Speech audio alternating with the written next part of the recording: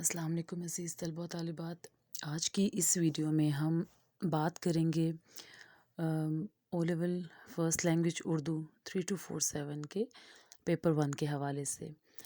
Paper 1 جو ہے first language Urdu کا پیپر 1 2 سوالات پر مشتمل ہوتا ہے۔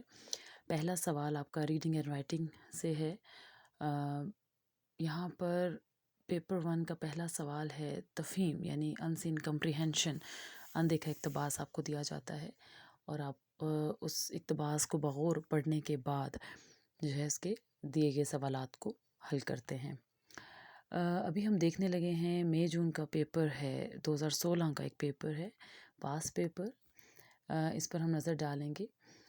یہ جو پیپر ہے اس کا دورانیہ 1 گھنٹہ 30 منٹ ہے، اور اگر ہم دیکھیں یہاں پر جو ہمیں اقتباس دیا گیا ہے، اس کا موضوع جو ہے وہ ہے غذا اور صحت۔ موجودہ دور میں انسان مختلف قسم کی مہلک بیماریوں کا شکار ہے، جس کی بڑی وجہ ہماری روزمرہ کی طرز زندگی اور خوراک کا خالص نہ ہونا ہے۔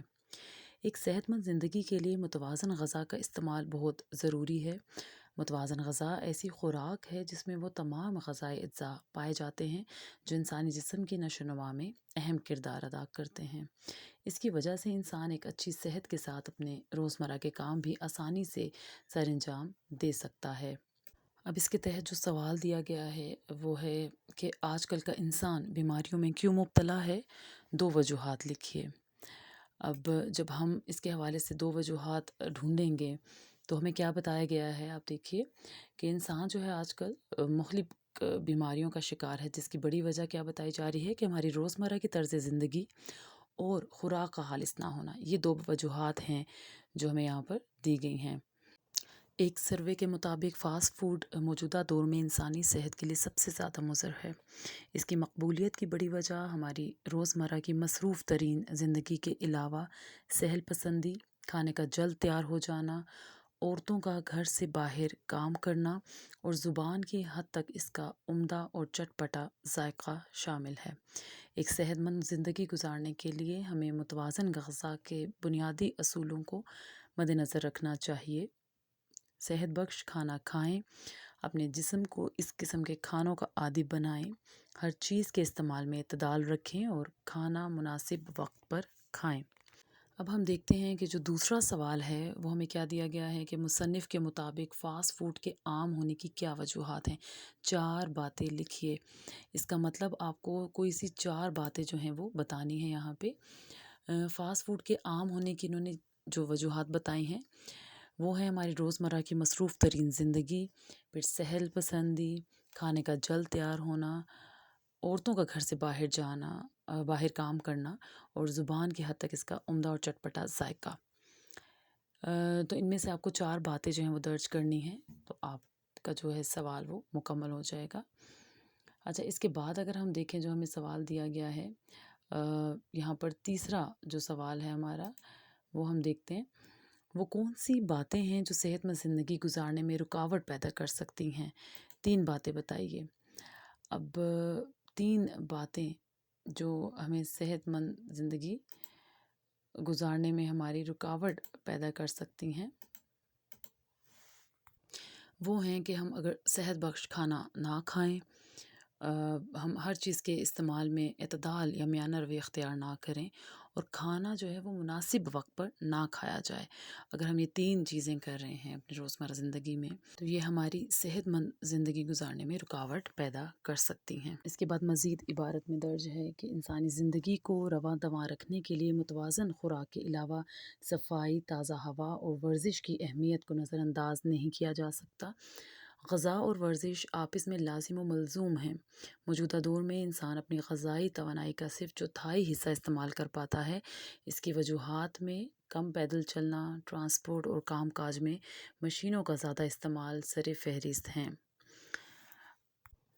اسی طرح تیسرے پیراگراف میں جو ہے غذا اور ورزش آپس میں لازم و ملزوم ہیں، اس سے مصنف کی کیا مراد ہے؟ آپ نے 2 باتیں جو ہیں تحریر کرنی ہے اس حوالے سے۔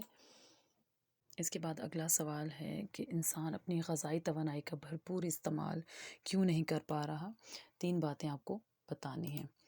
اب یہاں پر بتایا گیا ہے کہ انسان اپنی غذائی توانائی کا صرف چوتھائی حصہ استعمال کر پاتا ہے۔ 3 باتیں آپ کو بتانی ہیں۔ اس کی وجوہات میں کم پیدل چلنا ہے، ٹرانسپورٹ اور کام کاج میں مشینوں کا زیادہ استعمال، یعنی ٹرانسپورٹ میں مشینوں کا استعمال اور روزمرہ معاملات زندگی میں مشینوں کا زیادہ استعمال جو ہے یہ سر فہرست ہے۔ یہ 3 نکات جو ہیں وہ آپ کو یہاں تحریر کرنے ہیں۔ اس کے بعد آتا ہے ہم اگلا سوال دیکھتے ہیں۔ مصنف کے مطابق انسانی صحت کے لیے کون سی ورزش سب سے زیادہ موزوں ہے اور اس کے کیا فوائد ہیں؟ آپ کو 4 باتیں یہاں پہ بتانی ہیں۔ یہاں پر ایک تحقیق کے مطابق بتایا گیا ہے کہ پیدل چلنا ایک مفید ورزش ہے۔ پیدل چلنے سے جو فوائد ہیں 3 پھر آپ بتائیں گے کہ جسم کے تمام پٹھے حرکت کرتے ہیں، وزن کم ہوتا ہے اور یہ ورزش بغیر کچھ قیمت ادا کیے عمر بھر جاری رکھی جا سکتی ہے۔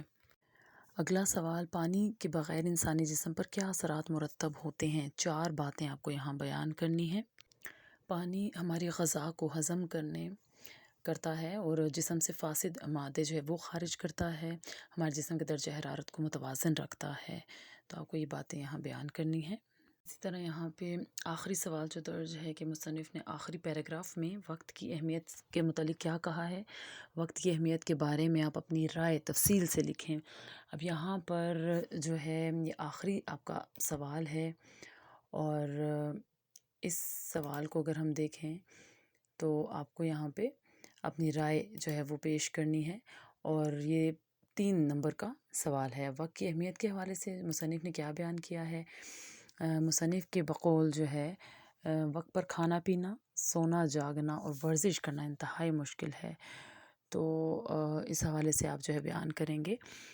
تفہیم کے جو سوالات ہیں اس میں آپ سے جتنے نقاط یا جتنے پوائنٹ آپ کہہ لیں آپ سے درکار ہوتے ہیں، آپ نے کوشش کرنی ہے کہ آپ اتنے ہی نقاط درج کریں، انہیں آپ جامع الفاظ میں جو ہے جوابات کو تحریر کریں گے اور کوشش کریں کہ دیے گئی جو سطور ہیں ان کے اندر رہتے ہوئے اپنا جواب تحریر کریں اور غیر ضروری جو ہے نقاط تحریر کرنے سے گریز کریں اور جملوں کی تکرار سے بھی گریز کیا جانا چاہیے اور آپ سے جو پوچھا جا رہا ہے آپ نے وہی بات جو ہے وہ تحریر کرنی ہے اور آپ انہیں نکات کی شکل میں بھی لکھ سکتے ہیں یا فکروں کی شکل میں لکھ سکتے ہیں جواب، لیکن کوشش کریں کہ آپ مکمل جملے کی شکل میں اپنا جواب جو ہے وہ تحریر کریں۔ اگر آپ سے 3 نکات پوچھے جا رہے ہیں تو آپ 3 نکات ہی درج کریں گے اور اگر آپ سے 4 باتیں پوچھی جا رہی ہیں تو آپ 4 باتوں کا ہی اندراج کریں گے۔ آپ کو جتنے آپ سے نکات پوچھے جاتے ہیں اتنے ہی نمبر سوال کے آگے تحریر کیے ہوتے ہیں، تو آپ نے اس چیز کا خیال رکھنا ہے کہ سوال کتنے نمبر کا ہے، انہی نمبروں کو سامنے رکھتے ہوئے آپ نے اپنے نکات جو ہے وہ درج کرنے ہیں۔ مجھے امید ہے کہ آپ کے لیے ویڈیو جو ہے وہ کافی معلوماتی ہوگی اور آپ کو اپنے امتحان میں تفہیم کا سوال حل کرنے میں اس سے مدد حاصل ہوگی۔ میری کاوش کو سراہنے کے لیے اس چینل کو ضرور سبسکرائب کیجیے تاکہ اردو فرسٹ لینگویج کے حوالے سے جو بھی مواد جو ہے میں اپلوڈ کروں آپ تک پہنچے اور اپنی آرا سے بھی ضرور آگاہ کیجیے گا کمنٹ سیکشن میں۔ اگلی ویڈیو تک کے لیے اللہ حافظ۔